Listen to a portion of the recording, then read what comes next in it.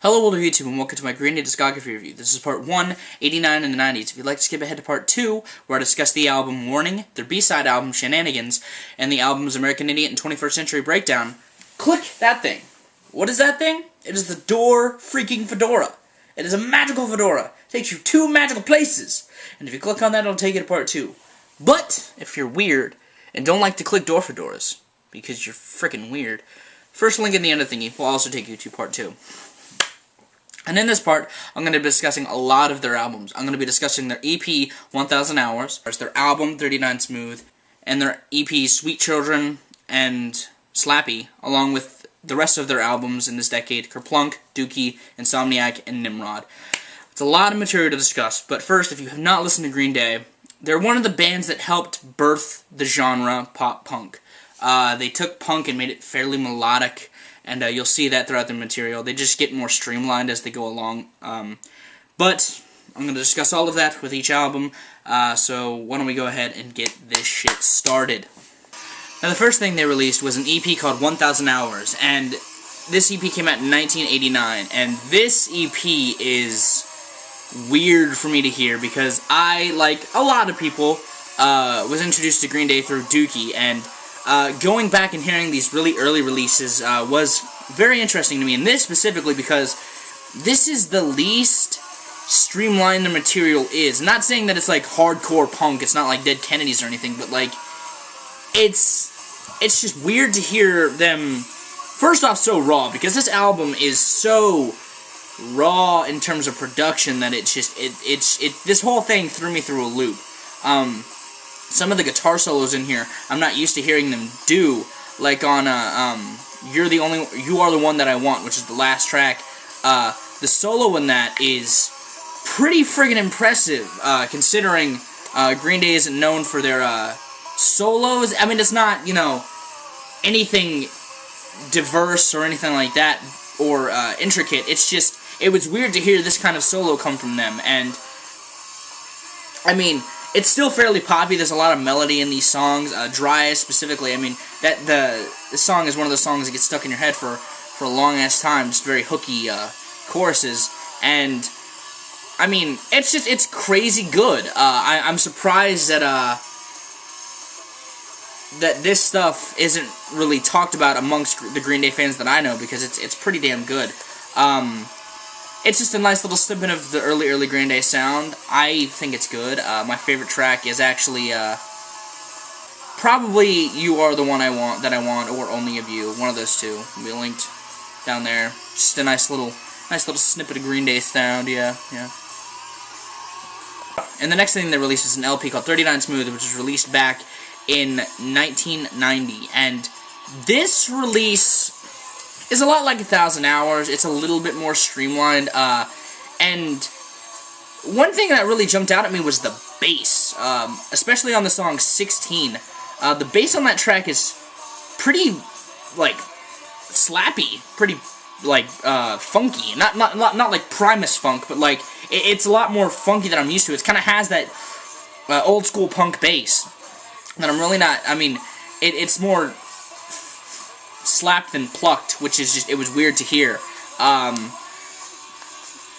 aside from that, it's a lot of the same from 1000 Hours. Just kind of rough pop punk. It's not bad. It's not the best thing they've done, but I mean, this early stuff's a lot of similarities within the songs. Very poppy, very hooky, very hooky. At the library, and I was there. That chorus is so damn just hooky. It got me the first time. I had to listen to that song like so many damn times, because I got, you know, I was there. I mean, it's something I expect from Green Day, but I mean, people want to rag them after Dookie for being so streamlined. This stuff is so streamlined, it's insane. It's not bad. I like it. It's just not. It's not terrible. It's pretty damn good. I think that this showcases this this style that they've always been about, and I think it's weird for people to call them out on being sellouts. At least on the still the rest of the 90s stuff. I mean, there's a change, but it's not that much at first. And I dig it. I think it's great. It's a bunch of just short, punked out, good skate songs. I mean, there's a lot of good skate punk on this thing. Favorite track? Probably I Was There. I mean, I love that song. That song was great. I dug it. It was a nice little snippet of pop punk. Good. And the next thing they released was another EP called Slappy, which was released in 1990. And actually, they bundled this 1,000 Hours and 39 Smooth into one compilation called, I think, 1039 Slappy Hour or something is a long-ass title. But, this EP is great. There's an Operation Ivy cover, which is what's playing right now, the song Knowledge. And this kind of combines the same mindsets of the first two releases into this small EP, and it's not bad. It's pretty good. I haven't really talked about lyrics much with Green Day because, in terms of the early stuff, they don't really write anything too impressive. It's a lot of either sappy love songs or just a lot of just really weird lyrics. And I dig this EP. I mean, I dig it as much as I like the last two releases. They're something I wasn't used to completely with Green Day, this whole kind of raw sound. And really the one song I like the most on this is 409 in Your Coffee Maker, because the riff is interesting and the solo is pretty damn good. I dig the vibe of the song, and I think it's just a nice little slice of pop punk. I mean, this stuff is just, it's nothing too different from each other, but it's not bad for it. I'm not writing it off as mediocre. It's just Green Day. It's good pop punk from the early Green Day sound. If you like 39 Smooth, you'll like 1,000 Hours, and you'll like Slappy. There's a reason why they bunched them together. I recommend picking that up because it's probably easier to find than the individual things. And plus, there's a track on there that wasn't previously on the other three. So I mean, you get some good shit. I dig it. I think it's good. And yeah, I think it's just good shit. Good playing, good music. Yeah. Favorite song is actually this one, 409 in Your Coffee Maker. It's linked in the other thingy. Let's keep talking about more good music, shall we?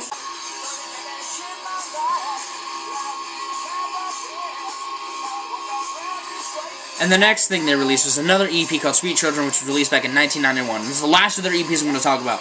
The absolute last one. This was actually featured on as a bonus in the re-release of the next album that I'm going to discuss. But this EP kind of bridges their sounds. I mean, there's not much of a difference between the early stuff and the kerplunk stuff, except for a little bit more edge is added on some of the guitar licks. Specifically in the opening Sweet Children and Best Thing in Town. They just sound edgier and more raw in terms of crust. It kind of sounds crusty. It's again, okay, it's not terrible. Out of the EPs, this one's probably my favorite because I like the style of the songs. It's the guitar sounds are a bit more along the lines of the Green Day I'm used to. But they still have, like, the lyrics that you just can kind of sing along to after a couple listens, like Best Thing in Town. There's a My Generation cover on here, which is okay. It's not, you know, the best thing in the world. I think that it's just more of what you'd expect from Green Day. Just a little bit different from the early stuff. You might be related to more of this sound of Green Day than the previous material. Yeah, I mean, I don't feel like I'm saying much, but that's because there's not really much to say with Green Day, specifically in the early stuff, because a lot of it is the same in terms of sound. I mean, they're a pop-punk band. Pop-punk isn't known to be too broad of a genre. No offense to people who really devote themselves to the genre. I like the genre myself, but in terms of diversity, you're not going to find much of it within the genre. And this is kind of a lot of the same stuff.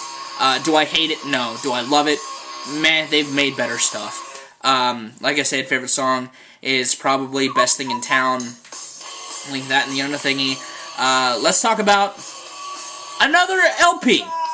Shall we? Another note I forgot to make about the this EP, the Sweet Children EP, is that it was the last album of theirs to feature their original drummer, Al Bronte. After this, he left, and they got Trey Cool, who's been with them ever since.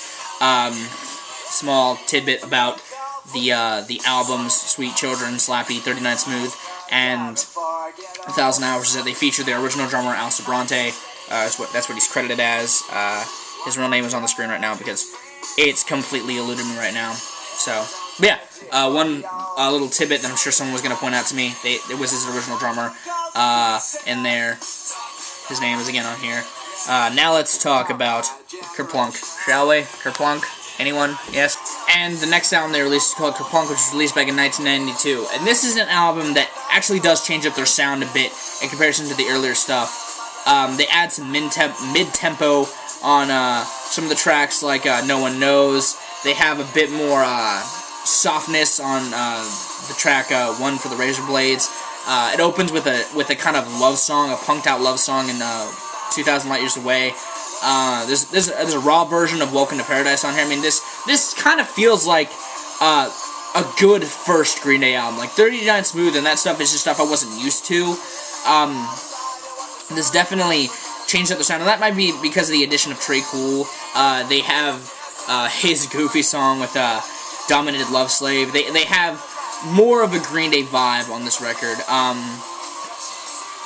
There's just a lot of good bass lines and drum fills, and I actually like this album a significant amount more than the stuff that preceded this. I think that this album is a true first Green Day album. I suggest starting with this album and then going back to the early stuff, because it has that rawness of the first couple releases, but it has that very streamlined sound that they go for on the rest of the releases throughout their career.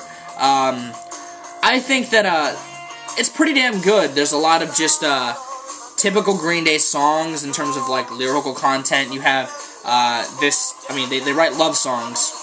It may not be known as that, but like 2,000 Light Years Away is the love song. Well, Private Ale just kind of seems like this really punked out song. They always have one of those like really punked out songs on a lot of their albums, and I think it's good. I think this is a good, solid release. I like I said, I recommend starting with this. My favorite track on here, probably Words I Might Have Ate, maybe 80. 80 is a good one. Yeah, good job, Green Day, making with a good classic album that I wasn't used to hearing. I'm not used to. I had to sort of. When I got to this album, I was surprised at this album, because I mean, a lot of people talk about this album as being one of the best, and I can really see why they would say that. I dug this album a lot. And the next album they released was this one, Dookie. That album is part of my childhood. This album is seminal to my life. It was on huge circulation when I was a kid. I love this album. I love the sound. This is when Green Day really starts to get their albums produced well. This is their magnum opus. I mean, almost everyone that knows Green Day knows Dookie. I think this album is amazing. It has more mid-tempo on tracks like She, on When I Come Around, and Pulling Teeth, and kind of on Longview. And Longview has this really different kind of vibe for them. It kind of has this chilled back vibe. They kind of get more snooty in terms of a sound. I mean, Fuck Off and Die is a track on here, which is great because it has this really nice acoustic guitar, and then it goes into this punked out just angriness. And then the hidden track on here, All By Myself, is great. Trey Cool doing his whole goofy thing. I love this album. I love the bass lines are stuff that can get stuck in your head for years. I mean, I can't hear the like She again, like She or Longview or even Basket Case. Like the minute I hear the beginning of the songs, I'm like, ah, yeah, and I just start bobbing to it. I mean, these songs are just great ass tunes. Fucking love them. I love the variety of styles within the genre of pop punk that they're bringing out on here, and it follows them kind of throughout their career. If you haven't listened to Dookie, listen to Dookie. It's pretty damn good. It's fucking amazing. It's It's Dookie. Do I need to suggest this album anymore? It's Dookie. Yeah, I mean, favorite song, probably Fuck Off and Die. My favorite has changed on this album a lot since I gotten older. I used to like Basket Case. Sometimes I put on She if I'm ever feeling, but yeah, Fuck Off and Die is my favorite song. I like this song a lot. It's pretty damn good. Let's talk about, another great album, shall we? And the next album they released was called Insomniac, which was released back in 1995, and this album, to me, kind of feels like Dookie 2.0. I mean, there's a lot of that edge, there's some mid-tempo on, like, Brain Stew. They feel a bit more snooty with songs like Brat and Geek Stink Breath. And, I mean, this album is pretty damn good. I think that it's interesting that they would kind of just make Dookie 2.0. I mean, I know Dookie was a huge success, but yeah, I mean, this is the end of that groove. They really kind of changed it up a bit on the next album, which I like. But I mean, if you like Dookie, you'll like this. It's a lot of the same, kind of edgy-ish guitar tones with snooty lyrics and lots of just the same. One song that kind of stands out to me is Panic Song because it has this great build-up to it, which is great to hear. I love that song. It's probably one of my favorites on here. But I think that I don't really need to say much in terms of a review because, I mean, this album is just, it's so similar, it's almost copy-paste. I mean, in terms of sound, and not in terms of pacing. This seems a bit more faster paced. There's not as much mid-tempo on this, if I remember correctly. And they really balance it out with tracks like Jaded and Panic Song to an extent, with a lot more faster. So I think that is the big difference between the two. I think this album is still great. Another one of my favorites from this decade. It's not my second. It's probably my third favorite. I think that it's great, just great pop punk. I can't really say much else. I mean, it's just great pop punk. Yeah, let's go on, shall we? Yes. And the last time they released in this decade was called Nimrod, which was released back in 1997, and this is probably my second favorite album of theirs, in general. I love the variety this album presents. I mean, they have a ska track in King for a Day, and I'm a huge ska fan, so I was like, yeah, Green Day doing ska, fucking awesome. They have punked out tracks like Platypus. They have really chilled tracks like Hitchin' a Ride, or at least chill-ish. Some mid-tempo stuff on Good Riddance, which is like the big ballad they did. I think that this album really put them into the realm, and it bridges this sound, the early, or the mid-Dookie sound, to the later sounds, in terms of incorporating different elements within the genres. I think that this album is phenomenal. I commend them for making this release because their last album was a lot like Dookie, so they were like, we're gonna change it up even more and incorporate more elements within pop punk into this behemoth. I think this album brings Green Day to a respectable level, if that makes any sense, because I mean, I respect them as musicians in general, even for their early stuff. I mean, like I said, Dookie was a huge part of my childhood, but you didn't get this kind of stuff, especially in pop punk. This want of experimentation, and I'll express this again, I love experimentation, and I think this album was phenomenal. Again, lyrics kind of weird, kind of snooty, kind of typical pop punk. I think that you would really be strucken back if you listened to this album the first time. Great playing, great work. I think it's awesome. Yeah. Favorite song, probably King for a Day, because I love me some ska. And Green Day doing ska wasn't bad. I'd actually like to see them do a ska record. I'd be highly impressed with the ska record from Green Day. Yeah. Do I need to say anything else? It's pretty awesome. That was part 1 of Green Day.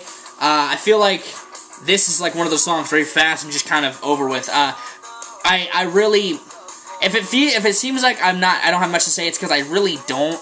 I mean, I tried to find a lot to talk about, but Green Day is a tough band to really analyze. I mean, they're all, like I said, a lot of the same, a lot of just non-change. I mean, they change a bit in the next half, which I'll talk about, but I mean, this early stuff, aside from the tail end where they change quite a bit, especially on this record, there's a lot of just the same streamlined punk riffs with some pretty good drumming and some pretty hooky bass lines and a lot of hooky choruses. It isn't until around this area where they get some mid-tempo in there, and yeah, I mean, I don't have a lot to say because there isn't a lot to say. If you don't go to part 2, which again, Door Fedora to go to part 2, or first link at the end of thingy. If you don't go to part 2, if this is enough for you, you guys have good days out of situations. I'll see you another day. For the rest of you, I'll see you guys in the 2000s with Green Day.